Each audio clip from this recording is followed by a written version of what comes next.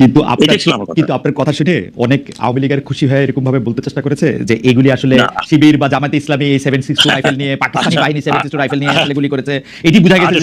এবং আপনাকে মন্ত্রণালয় থেকে চেঞ্জ করে দেওয়া এটা খুবই কোইনসাইড করেছে ওই সময় জিনিসটা, যে আপনাকে সরকার বিব্রত হয়েছে। না না না না, শোনেন, আমার দায়িত্ব ছিল, আমি মনে করি আমি হোম মিনিস্টার থাকলে এখন আমার দায়িত্ব ছিল কি ছিল না এটা বলেন, এটা আমারই দায়িত্ব ছিল, তাই না? রাইট। আমি তো তখন এই কথা বলেছি এই কারণে যে অনেক রাইফেল আমাদের হারিয়ে গেছে। তখন আমি যখন ছিলাম 2,500 রাইফেল 7.62 ওয়াজ নট অ্যাভেলেবল। হ্যাঁ, কোথায় গেছে এগুলো? Where they have gone. আমি তো একটা আলটিমেটাম দিয়েছিলাম যে 1 তারিখের মধ্যে রাইফেল জমা না দেয় ধরে নেওয়া হবে যে তারা পেন্ডিং। হ্যাঁ, এখনো তো অনেক, আমি জানি না কতগুলো। রাইট। আমার এই প্রসঙ্গে শেষ প্রশ্ন, কারণ এটা নিয়ে আমি আর আপনার সঙ্গে এই মুহূর্তে, কারণ আমাদের অনেকগুলি বিষয় রয়েছে নির্বাচন এবং অন্যান্য আপনার মন্ত্রণালয় বিষয় নিয়ে, আমি শুধু একটা প্রশ্ন করতে চাই। আপনি যে প্রসঙ্গটি তুলেছেন, যে প্রশ্নটি তুলেছেন, যেটি আমাদের সবার মনে এই প্রশ্ন, কারণ ময়নাতদন্তের মধ্যেও যখন এই রাইফেলের অস্তিত্ব, গুলির অস্তিত্ব, অন্য অনেক মানে যেটাকে হচ্ছে আদালতের কাছে গ্রহণযোগ্য অস্তিত্ব যখন ধরা পড়ছে, আজ না হোক ভবিষ্যতে যখনই এই মামলাটি উঠবে তখন এই কথাটি উঠবে, সরকার কি এগুলির তদন্ত করছে? আসলে কারা করেছে এগুলি, কারা এর জন্য ছিল? সরকার কি এভাবে তদন্ত করছে? এটা হোম মিনিস্ট্রি, আমরা আশা করবো যে ক্যাবিনেটেও আপনারা নিশ্চয়ই এগুলি নিয়ে কথা বলবেন এবং কারা এর জন্য আসলে দায়ী, ইতিহাসের প্রয়োজনে আমরা যেন সেগুলি জানতে পারি, বা কাদের কাছে আসলে কোন সিভিল লোকদের কাছে আসলে এই অস্ত্র কারা দিয়েছিল। আমি পরবর্তী প্রসঙ্গে আসি, আবার একটু ক্যাবিনেটে ফিরে আসি। এই সরকার 11 মাস পার করে ফেলেছে, ব্রিগেডিয়ার জেনারেল সাখাওয়াত হোসেন, এখন আপনাদের 1 বছরের হিসাব করা শুরু হয়েছে। আমি যে কথাটি বলছিলাম যে মব কালচার নাকি প্রেশার গ্রুপ, আইন নিজের হাতে তুলে নেওয়ার যে প্রবণতা, সেটা মানে কিরকম? ধরেন প্রেস সেকশন বলতেছে যে মব না, সেটি হচ্ছে প্রেশার গ্রুপ। আবার সরকার থেকে বলা হচ্ছে যে এই মবের এই ব্যাপারগুলি কিন্তু বরদাস্ত করা হবে না। এইটা আসলে ক্যাবিনেটে কিভাবে আলোচিত হয়? এটা কি আসলে মব, প্রেশার গ্রুপ, নতুন ডিফিনিশন দরকার, কি আসলে জিনিসটা? এটা আপনি যেভাবে দেখেন, প্রেশার গ্রুপ বলতে আপনি যাদেরকে বোঝাচ্ছেন তা হতে পারে। মব কালচার বলতে মবটা কারা? মব কি আপনি আমি কি একজন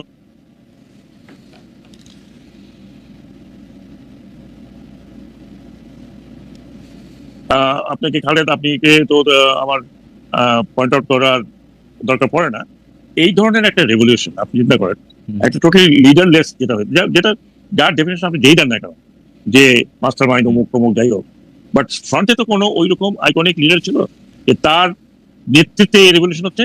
এই রেভলিউশন গুলো যেগুলো আমরা দেখেছি, ধরুন আপনার রোজ রেভলিউশন, ইয়েলো রেভলিউশন, যেগুলো আপনার ইউরোপে হয়েছে, হ্যাঁ হ্যাঁ, আরব বসন্ত যেটাকে আমরা বলছি, আরব স্প্রিং, এখানে ঠিক জনগণের থেকে কিন্তু রেভলিউশন গুলো হয়েছে। হওয়ার পরে ওইসব দেশ কি এখনো সেটেল হয়েছে বলে আপনার মনে হচ্ছে?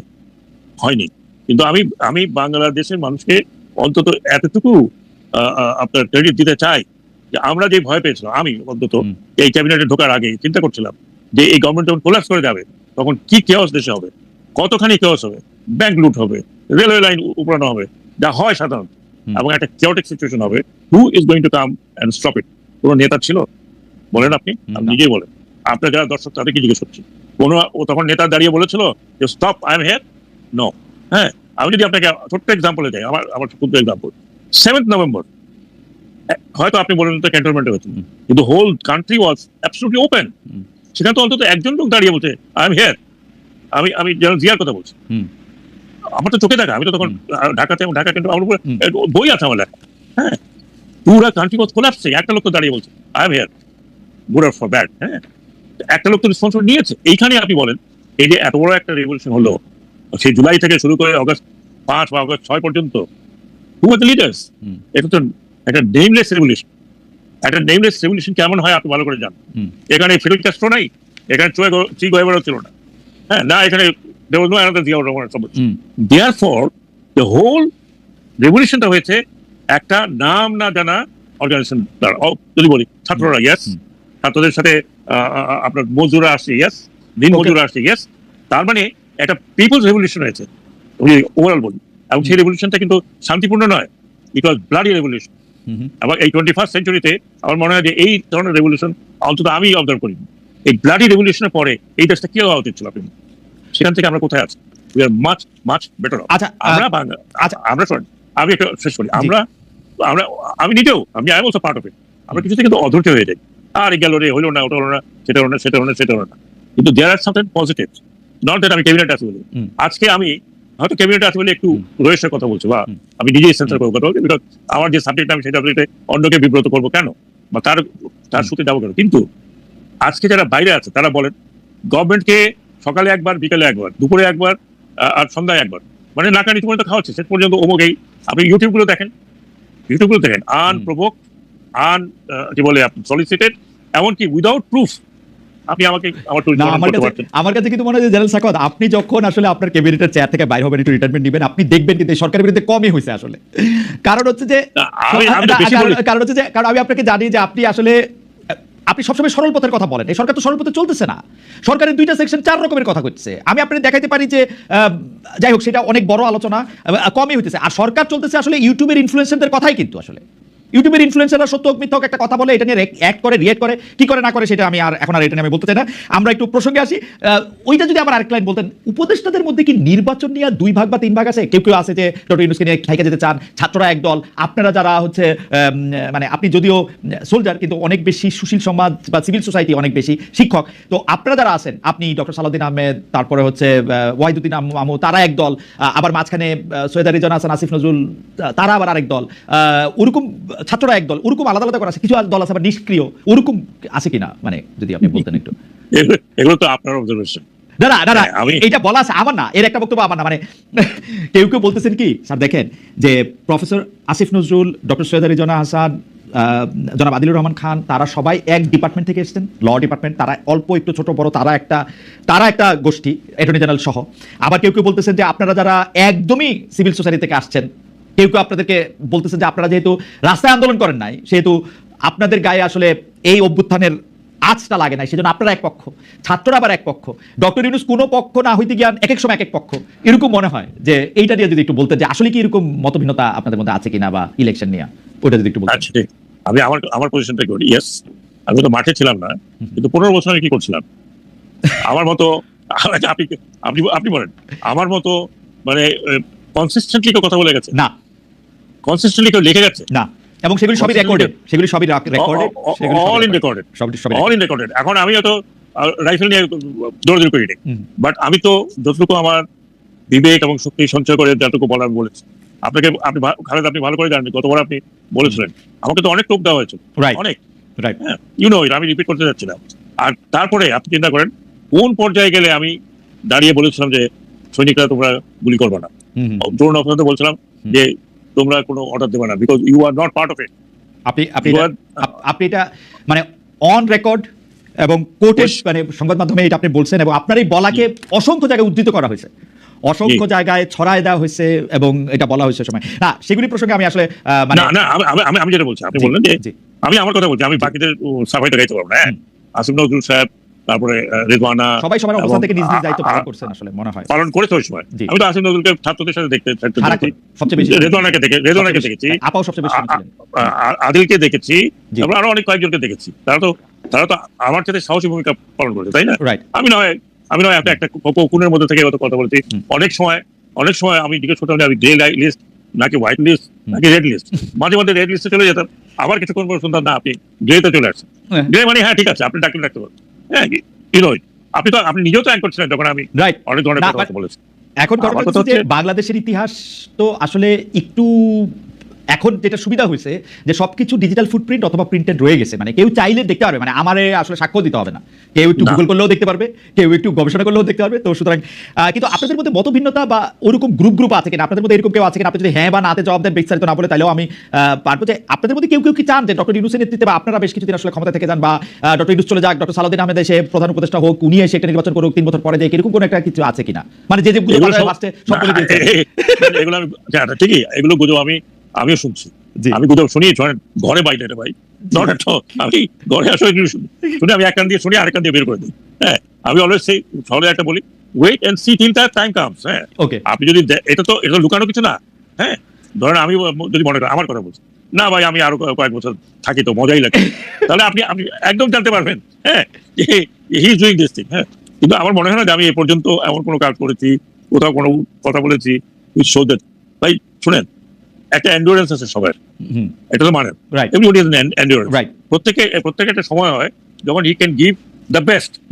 হ্যাঁ, that best cannot continue for life. Right. আমি আপনাকে শেষ পর্যন্ত এই পর্যায়ে শুধু আমার একটা কথা আপনাকে বলে রাখি, আমার বন্ধু বান্ধবেরা যারা বিভিন্ন জায়গায় মানে প্রতিষ্ঠিত বন্ধু বান্ধবেরা আমাকে বেট ধরার জন্য, বাজি ধরার জন্য আমাকে আসলে প্রলুব্ধ করতেছে যে ইলেকশন কিছুতেই মে মাসের 30 তারিখের বা মে মাসের 1 তারিখের আগে হবে না।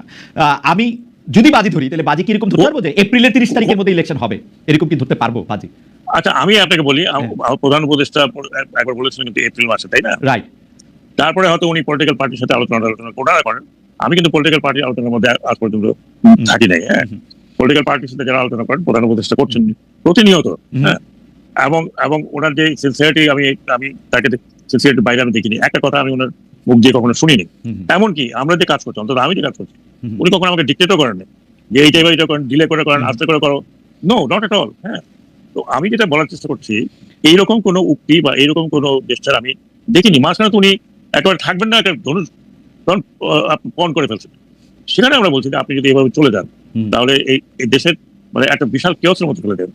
উনি তো ভীষণ অ্যাডামেন্ট ছিলেন, উনি কিছুতেই থাকবেন না, চলেই যাবেন। হ্যাঁ, রাইট, চলে যাবেন। আপনারাও জানেন উনি যেভাবে কথাবার্তা বলেছেন, ওনার জন্য তো কোনো অসুবিধা নাই।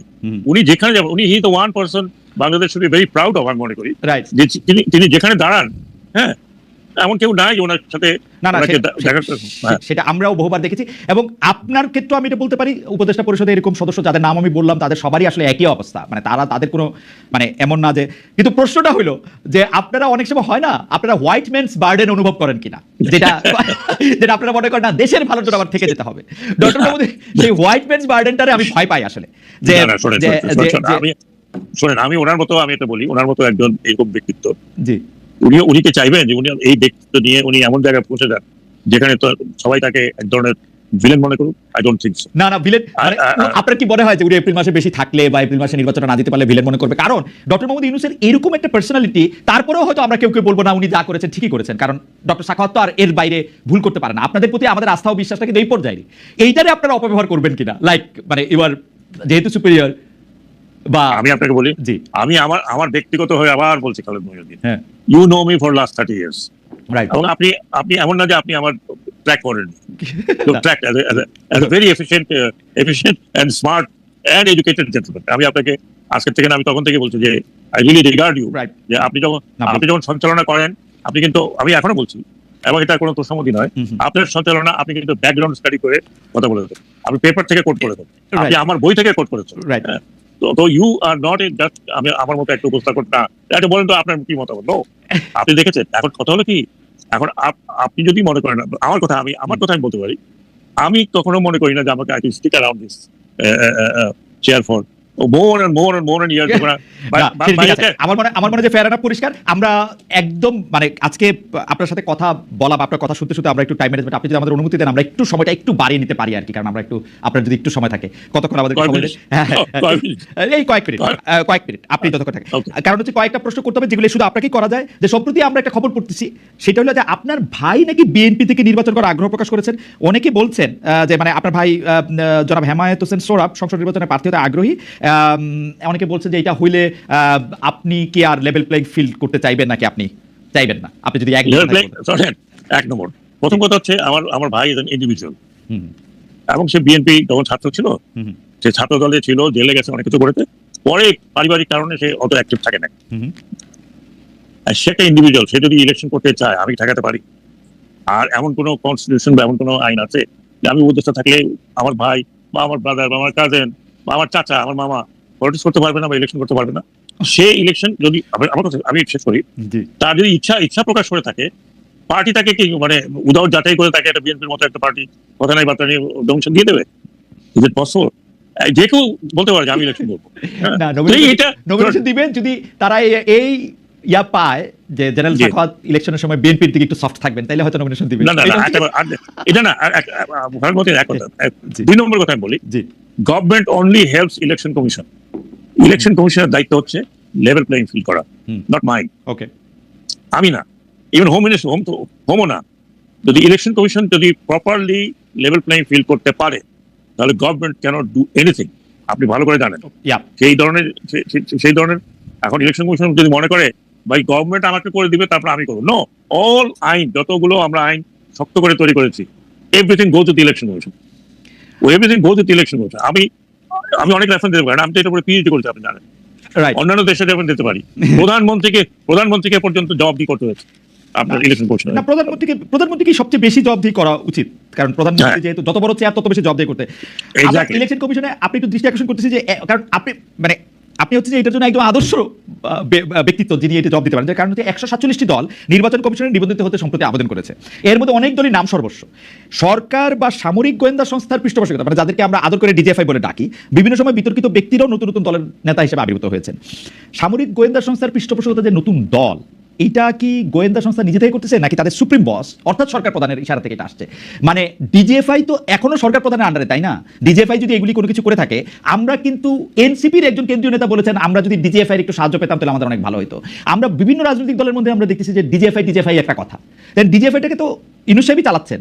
এই নাম সর্বস্ব দলগুলি কি ইউনূস সাহেব করতে বলতেছেন? মানে যদি ডিজিএফআই এটা পিছনে। আচ্ছা, আমি আপনাকে একটা কথা বলি খালেদ, জি, আমাদের সময় কয়েকটা দল আসছিল না, আসছিল তখন এই যে আসছিল, আপনার মনে আছে লেট ভদ্রলোকের নাম ভুলে গেছি, সাইফুর রহমান সাহেব, না একসময় বিএনপি ছিলেন, ফেরদৌস আহমেদ কুরেশি সাহেব।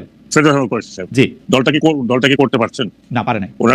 ওনার কোনো স্ট্যান্ডিং হয়েছিল না। এইরকম? আমাদের সময় 38টা দল নিবন্ধিত হয়েছিল, তার মধ্যে 2-4টা আসছিল এরকম শুনেছি ব্যাকগ্রাউন্ডে। আমরা কিন্তু একদম স্ট্রিক্টলি তাদেরকে নিবন্ধন করে নাই, মিনিমাম তাদের রিকোয়ারমেন্ট ছিল না।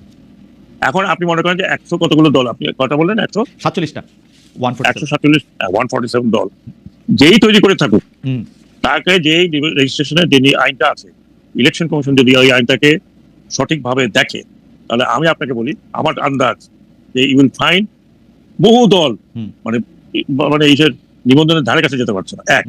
এক দ্বিতীয়ত ধরে নিলাম যে 75টা দল পার্টিসিপেট করছে, 300 আসন ধরে নিলাম।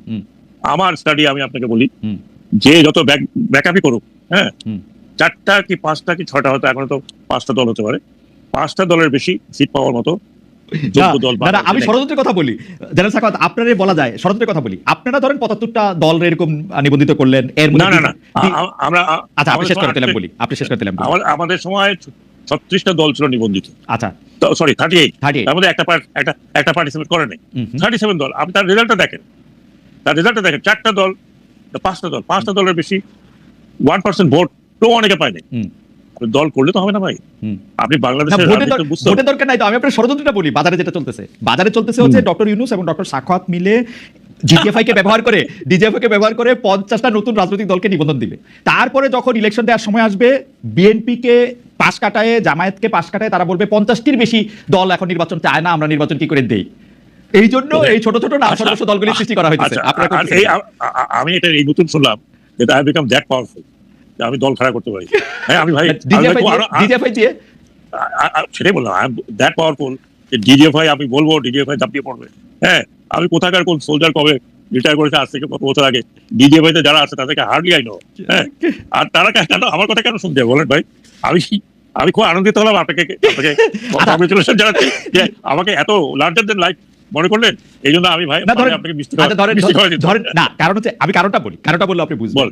কিছু ক্ষেত্রে আমার ধারণা, কারণ ক্যাবিনেট দেখে আমি বুঝতে পারি কিছু ক্ষেত্রে ডক্টর ইউনূস আপনার পরামর্শ নিয়ে থাকেন বা আপনার ম্যাপিংটা উনি শ্রদ্ধা করেন। সুতরাং আপনি যদি এরকম চান যে চিফ অ্যাডভাইজার, আপনি যদি মনে করেন আপনি ইলেকশনে রিলে করতে চান, this could B a way, আপনি ডিজিএফআই কে বলেন যে 50টা দল করুক, যে দলগুলি পরে ইলেকশন করবে না, এটা হইতে পারে আর কি।